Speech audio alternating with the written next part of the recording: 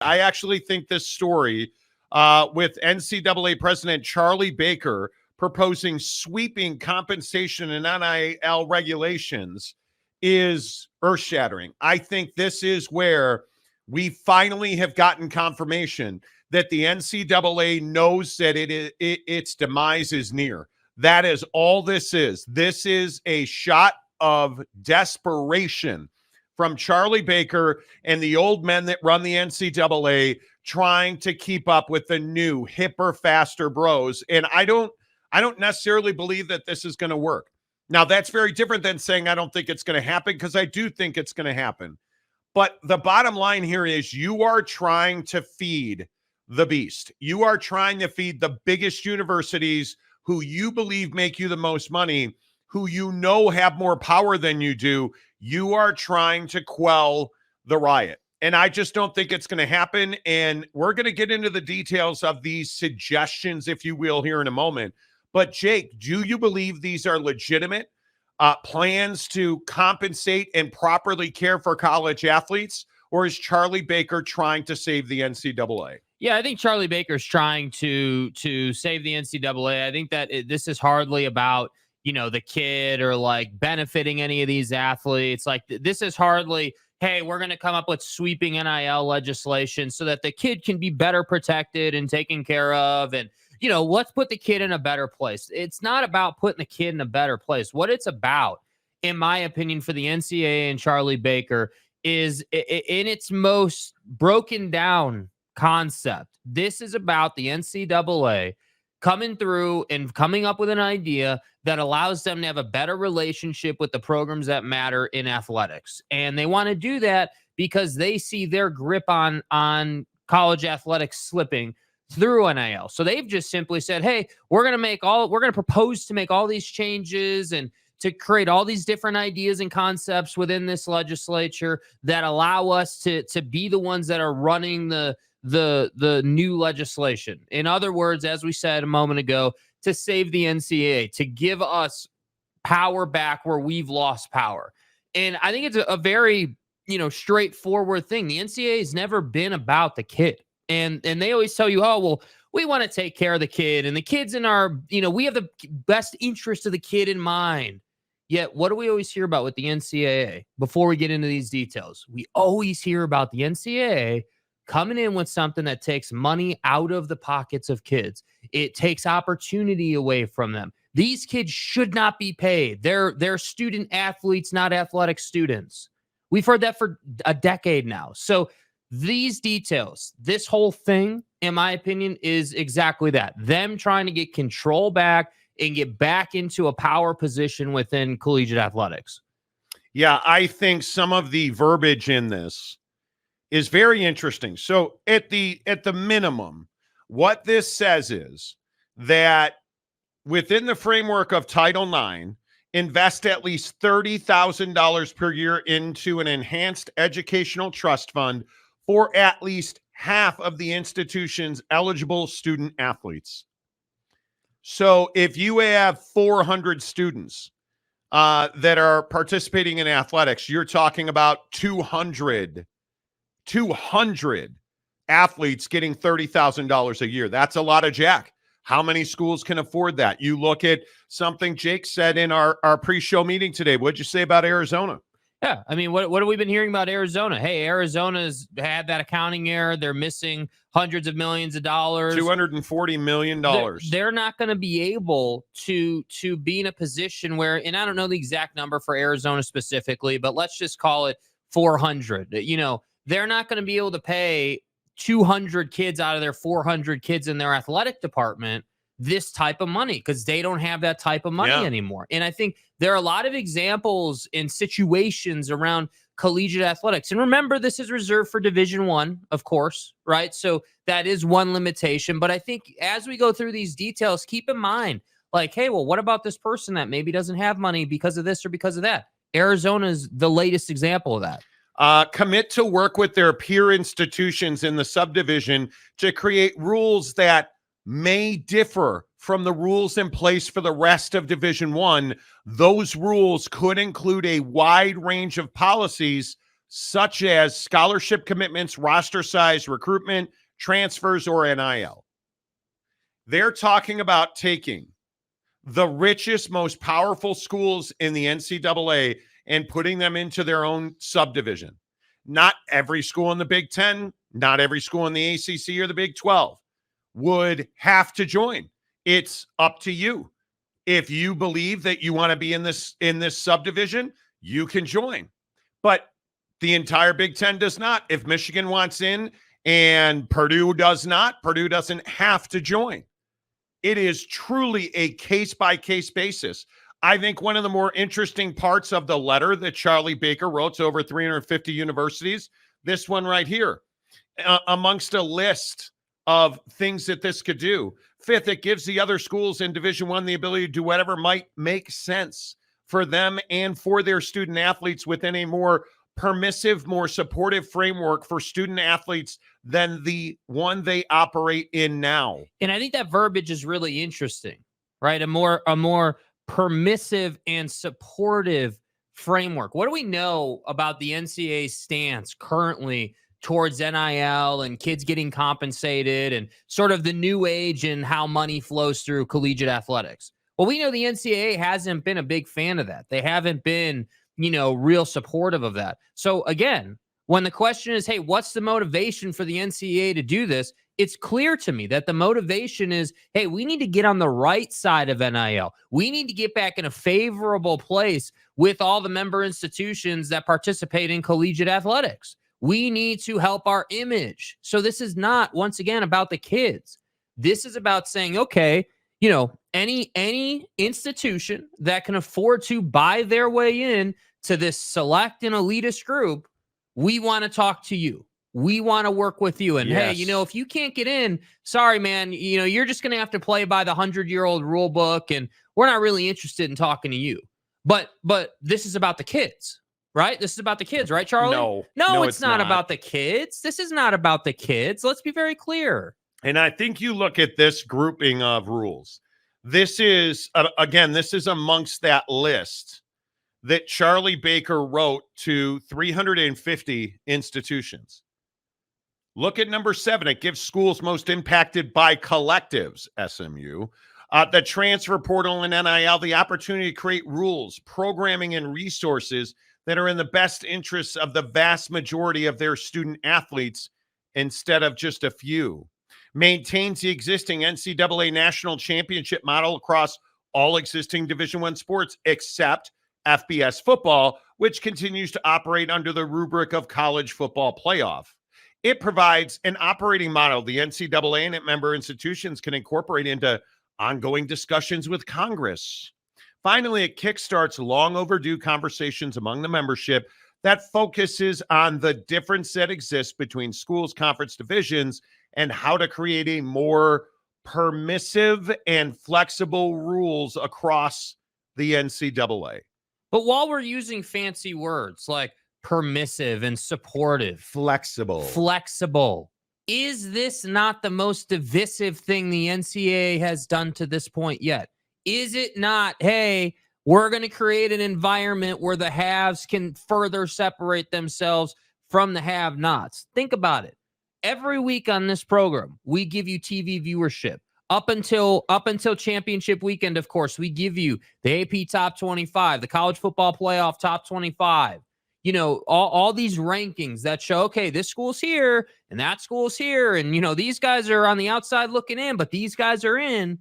And what did we talk about with the Pac-12 situation? Well, currently they're in court and going through this whole thing about, tournament shares and college football playoff shares and bowl shares. So let me get this right. The NCAA just rolled out a bunch of paperwork that said, hey, we're not interested in dealing with the person who's broke, whether that's because you're not interested in funding your athletic department or because you are interested, but you don't have the money because you don't win, because you're not one of the big boys. So you can't win in NIL and recruiting anyway. So what does it matter? That's what they're saying here. So the kid that goes to SMU is an example. Very interesting position. SMU just bought their way into the ACC. We all know that. That's not new. But if a school like SMU has a bunch of budget and has coffers and donors and all this money just sitting around, theoretically they could buy in. They could buy in and say, hey, we're going to go full stop, big time NIL, and we're going to play with the big boys that way. So my biggest issue with this is it doesn't really ultimately singularly matter if you win or lose now with this type of legislature. What does it matter? It matters that you make money. And however you go about making that money, the NCAA is not really going to concern themselves with that. They're going to concern themselves with, can you afford to pay the fee to get in? And if you can, we want to hang out with you. You can come play in our sandbox. But if you can't, boy, you better just stay home. We're not really interested in talking to you, and that's pretty much it. Do you really believe it's playing our sandbox? Do you really believe that it is that kind of division? Do you truly buy into that? Yeah, I do buy into it, because when I see in this letter from Charlie Baker where he's talking about how, again, those words that we just mentioned, flexibility, Yes. Permissive, supportive, that's all marketing nomenclature for, hey guys, get in this group, buy in, and then because you've bought in, right? Because again, you're paying us, you've bought in, we're gonna loosen up restriction.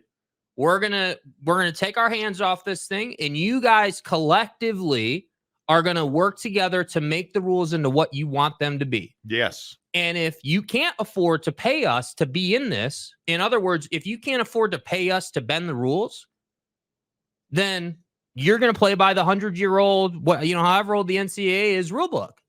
And that's what I think is a problem, because if this group of schools, however deep the group is, comes in and says, for example, hey, schools can pay the kids whatever we want to pay them. It's up to us. You have no standing over it. This group can pay their kids whatever they want. You think NIL is a problem now? You think that the portal facilitating NIL transactions to players is a problem now? What do you think it's going to be with this? I do think I think here's the thing that people don't want to talk about. And I'm sure, listen, I'm not trying to stir the pot or throw gas on the fire, whatever the words you want to use are. You know the biggest problem with this and why people don't like it?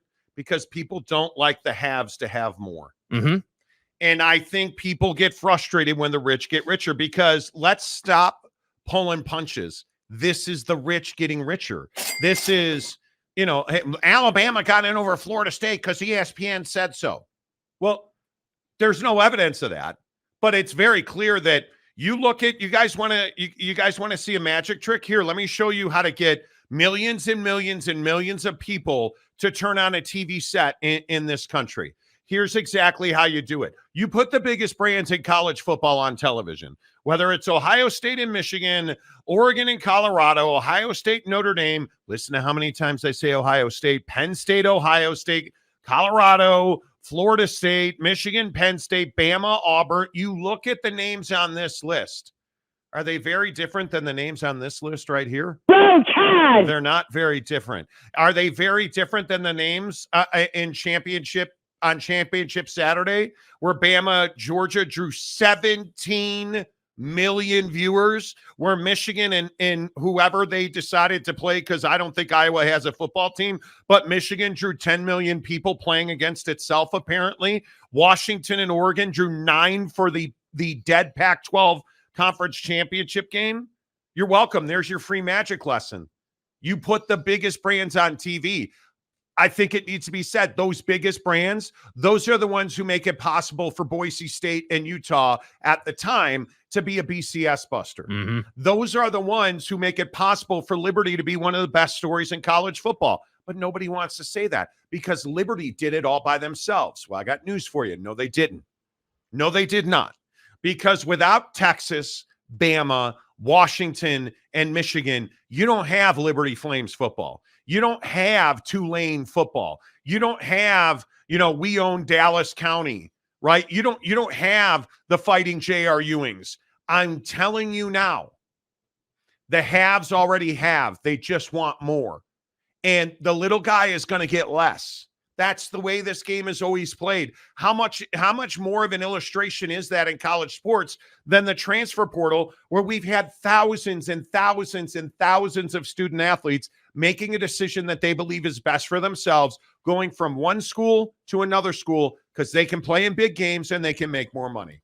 It's called the haves and the have-nots. But notice what Charlie Baker never said here. Oh, well, this subdivision, it's not going to be its own authoritarian body. It's under the NCAA because, well, we all know, and this is a really important point, the old men who are out of touch with college athletes and those that are coaching college sports right now because they're 170 years old and they want to do it like Yale and Harvard always did it, they're the ones getting pushed out here. Facts. It's not the fans. It's not the schools. It's not the student athletes, because the student athletes are always going to get their cash because they're the ones who make the old men the money. Yeah, it's those old men that are getting pushed out. And the bottom line is the haves already have it, and the have-nots will likely never have it.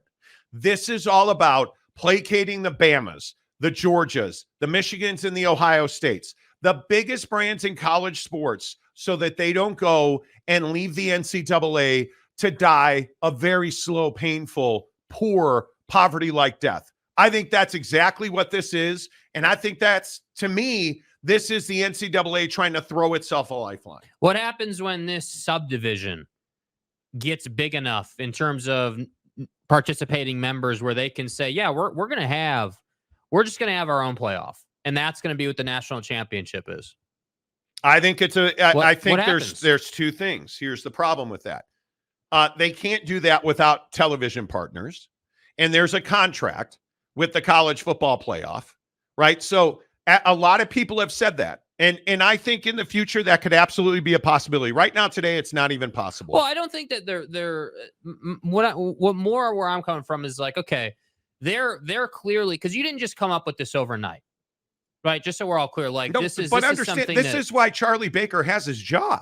Right, so this is something that's been bandied about between the powers that be for a little while now, and you're just now finding out about it, but for a little while now. And so my point here is that, hey, if they're gonna all work together to come up with this idea, then it's not that far-fetched that, let's say 5 years from now, let's say just down the road enough, hey, you know, by the time the ACC grant of rights, certainly it's set to expire. You really telling me that if this is greenlit and all these schools start participating that are, again, all those nameplates he just said, you really telling me these schools aren't going to try and break away even more? Well, of course they are. That's the direction it's going. This guy's been on the job for less than a year.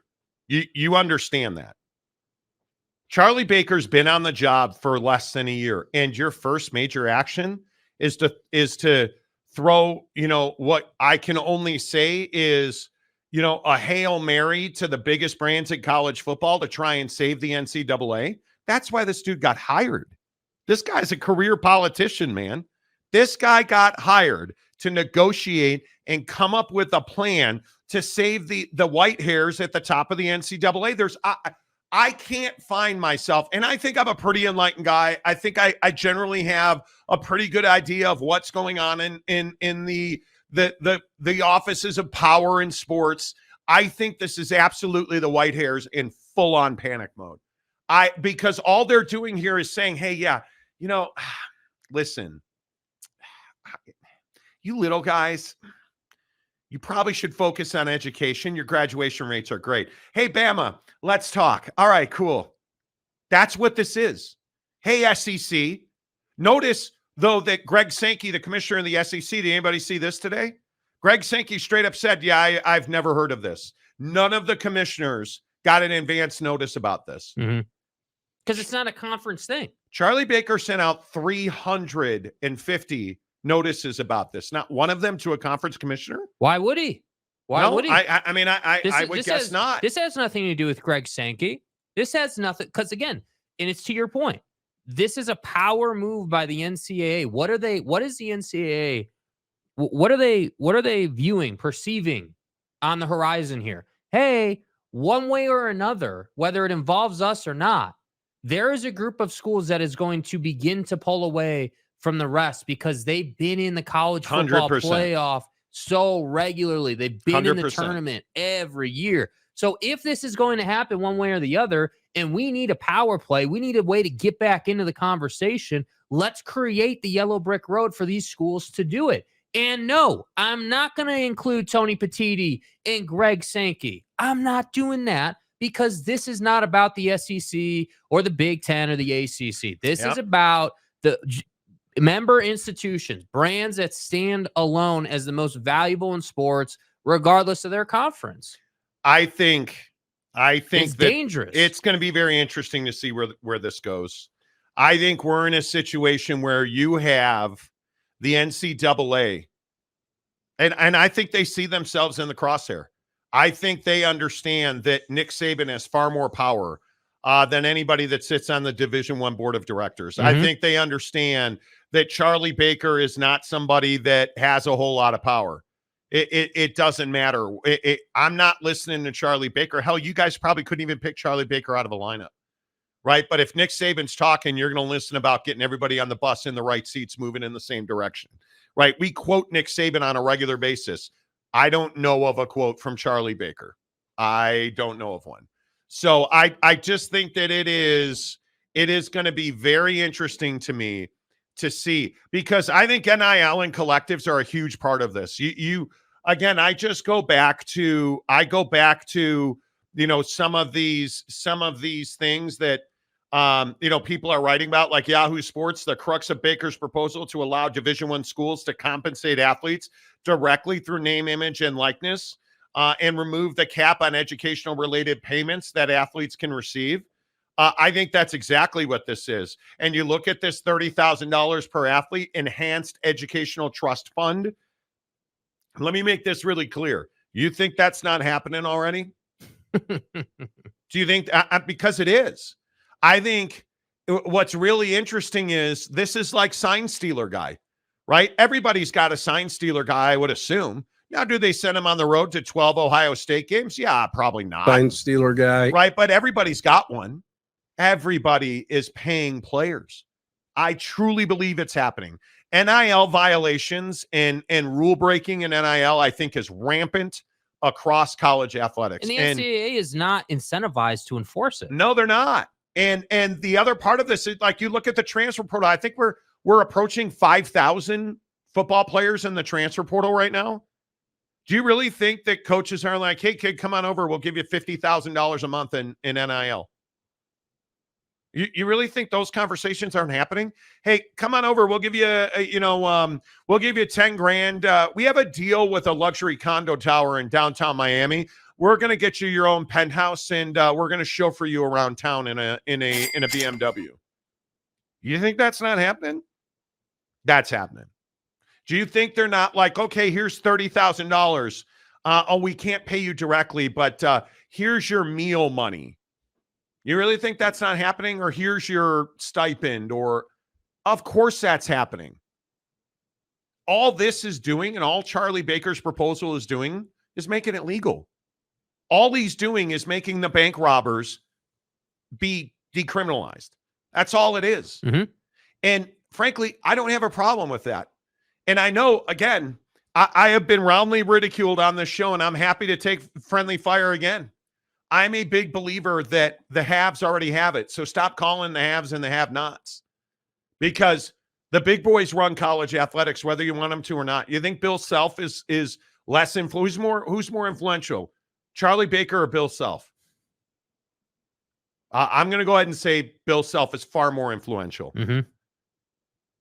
I just don't know any other way to say it. This changes very little other than it makes criminal acts non-criminal. And I think it just encourages the big boys to eat. It encourages, like, I agree. It makes it legal. But I think in addition to making it legal, we're going to go ahead and encourage you, right? We're going to wrap this thing around words like permissive and supportive, and like we're being nice to you now about it, because we understand there's no stopping it. There's no unwinding the watch, right? Like there's none of that. It's over. And so that's why I say, are we really going to now look back at the SMU thing? Because I think it's a perfect example. Can you really sit here and be like, yeah, SMU? Well, stupid? It's funny because that jagoff Casey Anthony got away with it is back today. Oh, well, dude, we have missed you. Yeah, where have you been? Where have you been? You are such You know, and I know we say this all the time, but our viewers in the comment section on the show, you guys are so important to what we do. The guy who coined the phrase jagoff on the Monty Show is back. Let's go, baby. Everybody, let's go. Let's go. He Here, is I'll back. even give you Let's do this. Let's go, baby. Let's go. He said SMU boosters are high-fiving each other right now. Okay, we've talked about this, okay? Right? You're correct, but listen, we've talked about this. Craig Every time James. you come back, hold on. Every time you come back, I expect a jagoff reference. Those it's okay. Here, let me fix it. Those SMU boosters who are jagoffs, those jagoff SMU boosters are high-fiving each other. There you go. Right? Craig James, who's not dead, is rolling over in his grave about this because he probably lost the national championship because of it. Reggie Bush, who is now a phenomenal player of golf, is desperately seeking his Heisman Trophy. Right? Like, you knew it was only a matter of time. You knew it was only a matter of time. Big blue horses for $2. The NCAA is losing in court. This is the result. And I think this is a really good comment. This is a really good point. The NCAA has never been less influential and powerful than it is right now. Slipping away, man. Because the TV money that they were so thirsty for started flowing to everybody else now. When the TV partners don't need the NCAA, what is there to talk about? Nothing. Because the NCAA isn't the one brokering the SEC deal, the ACC deal, the Big 12 deal, the Big 10 deal. They're not the ones brokering the college football TV deal. They're not. You know, like it's just so incredibly, I know, ironic maybe is the word, that the NCAA white hairs who are just squeezing every dollar for every one of its 100 pennies. Now they don't have a dollar to squeeze. They're like trying to make $1 out of 75 cents. And the kid, you know where the other quarter went? It went into Travis Hunter's pocket, right? And now all of a sudden they've only got 50 cents because kids are taking money out of the NCAA's pockets and they don't like it. But now they've realized there's nothing they can do about it. And they're desperate to hang on. So my question is, okay, great. The NCAA is proposing this. What do the big boys say? Because if you're the big boys and you're smart enough to get to this place with it, with NIL, and we've pushed the envelope this far, why do you want the NCAA to govern this? Wouldn't you want to just govern the whole thing yourself? I mean, isn't that what the paperwork essentially says? It feels like that the NCAA just kind of wants to put their sticker on the thing and say, hey, this is an NCAA initiative, but they're going to let the kids run the sandbox, as I say. Like, that's what it feels like. And so if you're, again, the big boys in collegiate athletics, the Bamas, you know, whoever you want to point to, why would you even want to include the NCAA? Because, again, the other thing that's not in here is the structure of, like, hey, so is it just, all right, lump sum to the NCAA and we're good to go? Or is this a thing where you can finance, like you can pay payments to get in? Or like, those are the things that I think about. Because again, how the money moves determines who can get in and who cannot get in. So if you're one of those bubble schools that, we might be able to afford it, but it's really pushing our budget. Yeah. Can we do payments to get in? I'm going to guess probably not, if it's on the trend of 6 million plus to get in here. Like, that's what I'm talking about. There's a lot in this thing that's not being discussed. So if you're the big boys, why even fool around with Charlie Baker? Why not just go and take the bull by the horns and say, we're doing this? 100%. Absolutely 100%. Less of us, more of you. After we tell you about Bucked Up, the official energy drink of the Monty Show, here it is. The almighty Buckshot. It was so much fun yesterday on Giving Tuesday, watching all of you guys interact with Bucked Up.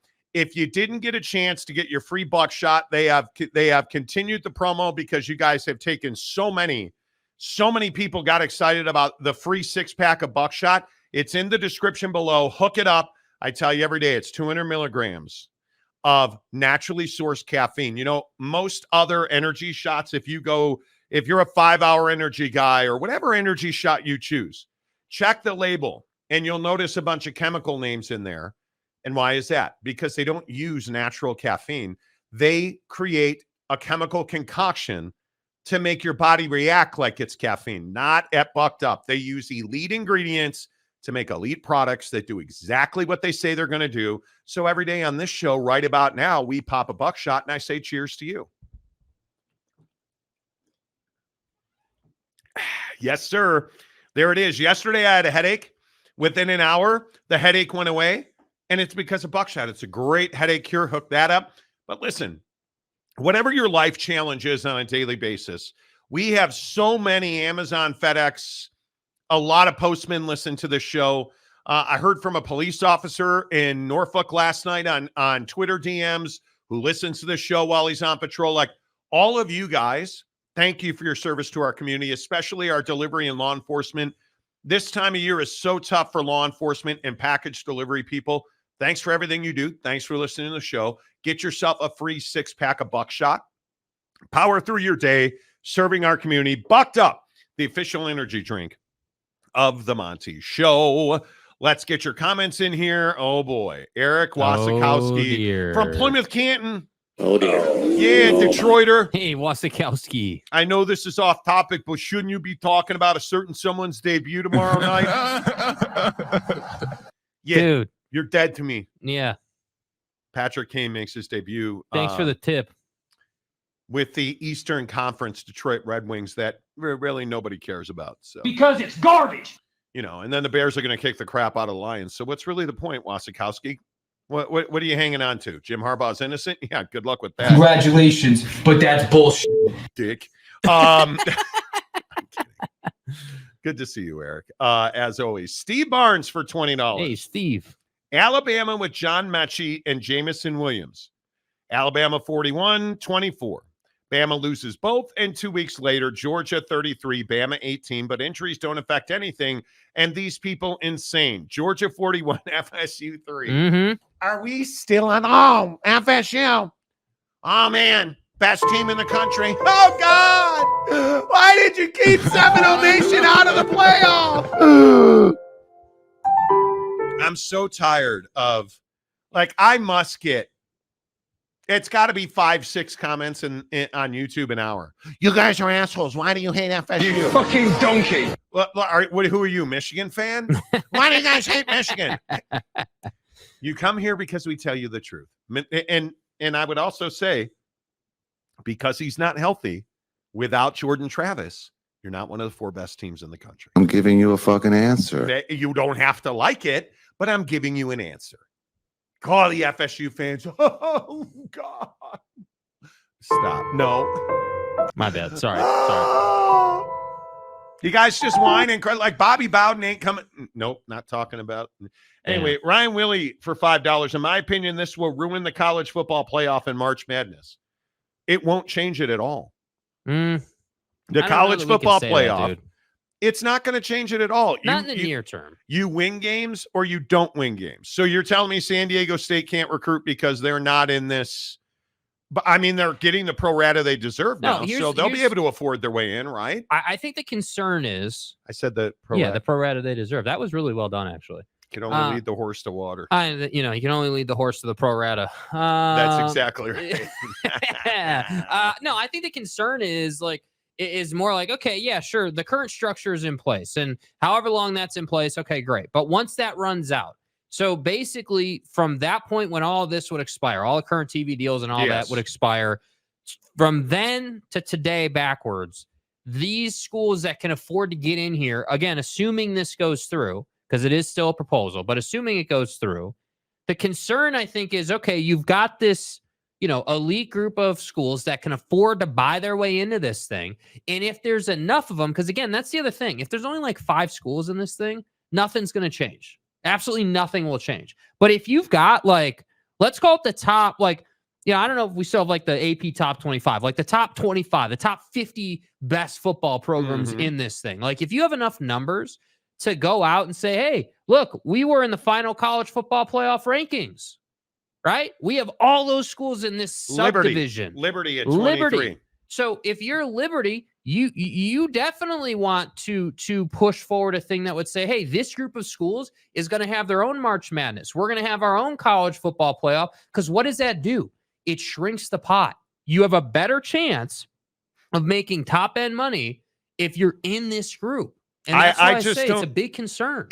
I don't believe, because again, not every school has to do this. If only Michigan and Ohio State and the Big Ten want to do this, okay, great. The rest of the Big Ten is still competing for a national championship. Correct. It just means that Michigan and Ohio State are playing by a different set of rules than you all are. So it incentivizes you, if you've got the bread, to go and do it. Mm-hmm. That's what this is. And think of it this way. So let's say it did start off slow in your example, where you have Michigan and Ohio State. Those two brands work together to change the entry fee from $30,000 to $15,000. Hey, let's lower this thing, right? And allow more people to get in, because we need numbers to go out and do this. That's what I'm saying. This isn't something where they're like, all right, we're going to wake up tomorrow and figure out how to do this. There's an end goal here. And we don't know quite what that is yet. It may be to branch off. It may just be to make more money. Who knows? I think Charlie Baker was hired to save. I think Charlie Baker was hired to save the NCAA. Mm-hmm. That's what the guy's been on the job for 8 months, and he's already got a plan. Come on. Come on. He was hired to save the NCAA. All right, big shout out to Sean Rollins, who gifted a Monty Show membership. Go, baby. Love it. Make sure you hit the like button. It really helps the channel grow. Thanks again for everybody who's been here, who is here today. Look at all the comments already rolling in. Let's see. RJ Seaman, Power Grab 101. Absolutely it is. Absolutely it is. Christopher Parker, RIP PGA Tour. Dude, don't get me started on the betrayal that is John Rahm. Please tell me this is, well, is it John Rahm or the golf ball rollback they announced today? Yeah, that's a good point. Don't get me started. The golf ball rollback is meaningless. It changes nothing. Mike Smith, I think it would change March Madness more than the college football playoff. I think that's an interesting point, because one of the things we've seen with the one and done in the college basketball world is the Blue Bloods are struggling more and more and more to compete with San Diego State. The Carolinas, the Kansases, the Kentuckys, the Dukes, they're struggling to compete with the, Florida Atlantics. That's what the one and dones have done. And I'm curious if, Kansas is able to join this sub division. I'm curious, does that mean that Florida Atlantic no longer is a factor because Bill Self doesn't have to hand out envelopes? He just throws Benjis at everybody now. Right? That Tim Floyd at USC back in the day doesn't have to stand on a street corner in Beverly Hills or whatever it might be. I'm curious.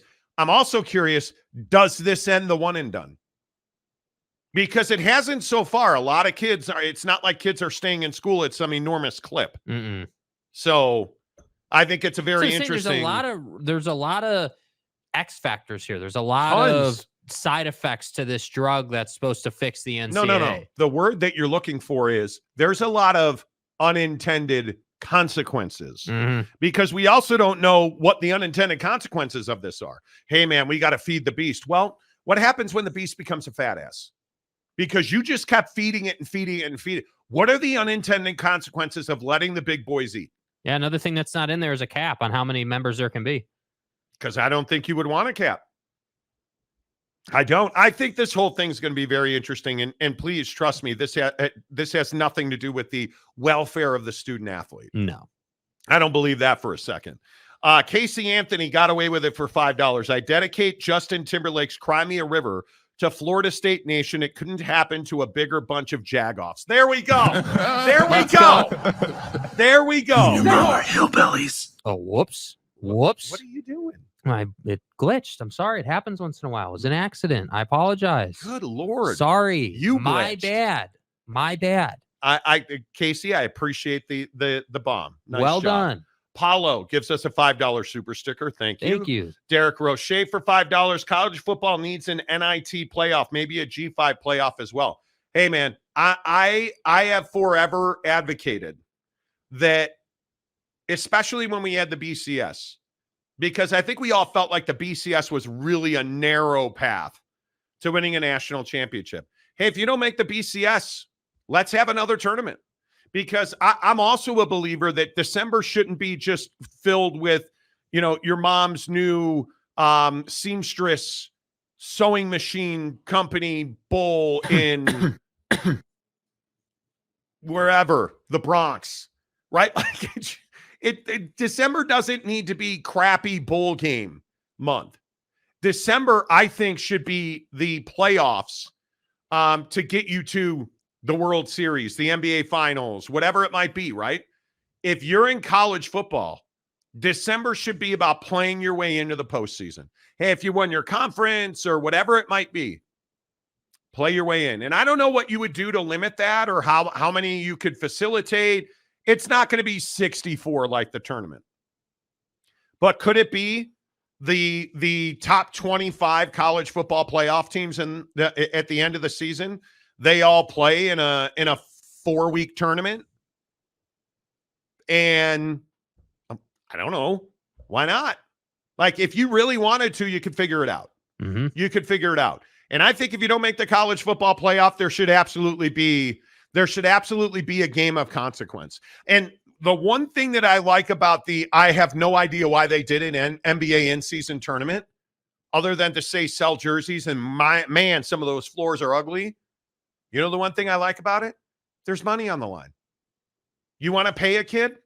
All right, make him earn his way. Make it, hey, there's a $5 million prize split amongst everybody on the roster. $5 million, right? Like, okay, cool.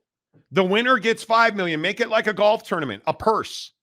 There's a $100 million purse brought to you by Capital One, whatever it is, right? Dr. Pepper, Capital One, your mom's seamstress present. That's what I'm talking about. Mm-hmm. Play it on Saturdays, man. Every Saturday in December. And then January, you have the Final Four like you do now. How hard is that? Okay, I feel better. No, Good. I don't. This is never going to happen. Mike Smith gifted a membership to the Monty Hey, Show. Mike.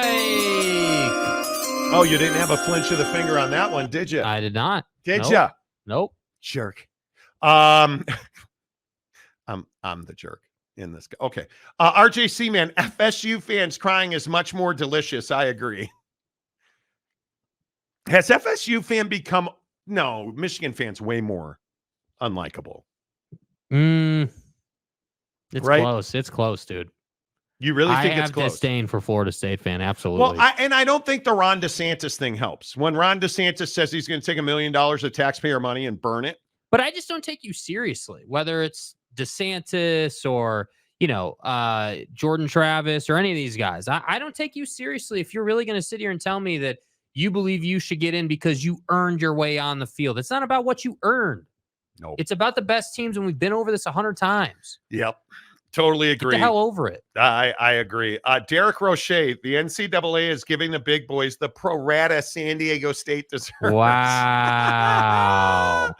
Gumby Fresh Out says he's fitty. Exactly right. Exactly right. Jesse Crum. Hello, Jesse. Ron DeSantis investigating why FSU was left out by the committee. Not a joke. Check ESPN. We went into that yesterday. And it's not a joke. I totally agree. Mike Smith. If any other fans' team went undefeated and won the conference championship game, they would be bitching just as loud as FSU fans. But here's the thing. And again, I'm asking for a friend. If you're bitching and somebody says, well, I understand that you're undefeated and you won the conference championship, but there's a rule that says they can consider injuries and keep you out of the college football playoff because your best player, your quarterback, is kind of important in football. He's hurt he's out for the year. And we watched it play in that conference championship game. Not good. Not good. Your Iowa was more compelling. Okay, that's a lie. But my point is, it wasn't good. I just think at some point, it's wasting money at Michigan. You wasted assets and resources at Michigan defending Jim Harbaugh, and then at the 11th hour, you're like, yeah, we're going to let this go. It's a total waste of money, Mm-hmm. and I don't get it. Kurt Myers, NCAA Pro Division. I mean, yeah, you could put it that way. Absolutely, you could put it that way. Jeff Woodworth, some school is giving Elon Musk an honorary doctorate so he will help fund their football team. Got to believe that's happening. right? I mean, that's what this comes down to. Legal bribery, sir. Yeah, it's not. I think I have no problem with people that are like, hey, I'm going to Elon Musk is going to fund our football team for this year, and part of that funding is he bought us a private jet so that we don't have to fly charter. When's a donor gonna buy a team a 747 so they don't have to charter, so they can fly private? You're telling me, Michigan doesn't have the money because they burned it in court. But are you telling me that the OHIO doesn't have the money to do that? Come on. Like, that's where we're going to. I mean, I know it says Dallas across your chest. Are you telling me that SMU's flying commercial across the country? I somehow have a problem with that. That's what we're going to. Mm-hmm. We're going to, hey, you know, Ohio State flies commercial. Not us. We have a private jet. Desmond Howard, who defends us like a moron on ESPN, he gave us a private jet, a 747. We fly private now. Yay! Right? It's no longer, well, you're a Jordan school, so you get free Jordans every week. Come play here. We've graduated to private jets. Remember when that was good enough? Oh, yeah, you get free Jordans. Oh, at North Carolina, Michael Jordan practices with us. Man, those Carolina Blue 11s are no longer enough. Can't get those at Duke, can you? Right? That used to be good enough. Now that's not good enough. Now it's the Jordans every week, but I also want, $50,000 a month, and I want to fly private. And my parents are on the team plane. Right? That's what it's come down to. So this just doesn't surprise me. Joseph Harper, speaking of cheating college football coaches and players, who is one of the 12s in Seattle, probably didn't need to take that shot. I never understood why college football playoff couldn't adapt to the FCS playoff system. Let them play each other and may the best team win. I don't know. Because I think they like the controversy. I think they like the fact that it's Wednesday, 3 days later, and Florida State fans still has not recovered from their emotional stupor, right? They're all emo Jimmy Butler right now at Florida State, right? Like they're crying and, oh, it's so painful, I can't get out of bed. I wish I had broken my leg earlier in the year so you could see the quality of this team. Right? It's crazy. Those are a joke, dude. Get out of here. Grow up. DK for $10. 5 of the committee members are ACC athletic directors. This conversation is doing way more damage to college football than anything else. But again, that's the hypocrisy of Florida State. Florida State's talking about due process, and we are going to fight for what's right. The sanctimonious is going to go to the taxpayers and steal $1 million of their money so we can sue. Well, speaking of process, aren't you guys the one that are trying to break the grant of rights you agreed to? And it's very powerful. We're not going to talk. We're not here to talk about that. We're here to talk about getting screwed out of the college football playoff. Excuse me, but didn't you guys try to gather everybody else in the ACC to break the grant of rights and so that you could make more money? That's bullshit. That's the hypocrisy of FSU, and their process wasn't followed. Like, come on. It's wild to me that here we are on Wednesday and we are still talking about pissed off Florida State fan. Yep. Who, unlike you, has hit the like button on the Monty Show. The eye patch says Washington versus Alabama. Okay. Marcus Emmert says $100 a bucket. What's $100 a bucket? What did I miss? Conundrum. Charlie Baker equals friend of Joe. Okay. Gary Wolf. The TV partners' quest for more and more money is going to destroy college football eventually. But is this the TV partners' quest for more and more money? Not sure how you can make that case, man. I mean, maybe I don't understand that comment in the framework of Charlie Baker's proposal. Listen, if you want to say that ESPN and all the networks are going to benefit off of this, yeah, I'm happy to talk about that. I mean, the ESPN has been, looking the other way or, just trying to, they're not going to help you. They're just, they're not going to hurt you either. They're just going to hang you out to dry type mindset. So if they like it, they're going to do it. And if they don't, they're not going to.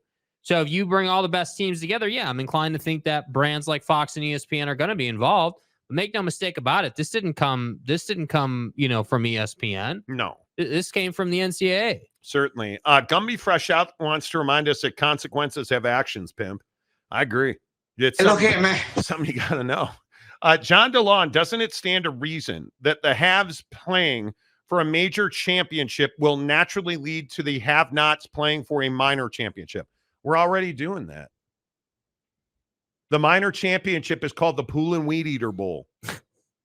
Well, the Blue Bonnet Friends of America Bowl, right? Like, think of the stupid bowl name. Those are the minor championships. Yes, the meaningless football game for a blue ribbon. And don't let Florida State fool you. They are one of the haves. They are not a have-not. They're not a have-not. Mm-hmm. And I think when you look at the college football playoff, again, DeLon, I think you're right. Look at it. Look at the college football playoff, man. How many have-nots are on this list? Just out of curiosity, how many have-nots do you see on this list? I see one, and that'd be Liberty, and they got religious money. So SMU certainly is not a have-not. K-State, who's lost every assistant coach, their quarterback and their running back, they're not a have-not. Tennessee, Oak State might be a bit of a have-not, right? NC State, Iowa State, Notre Dame, Louisville, Arizona. Arizona's missing $240 million. There aren't many have-nots on this list. Mm-hmm. I dare say, outside of Liberty, I believe that all other 24 here would absolutely be in the we have more money and assets than you do category. I think everybody else would be here.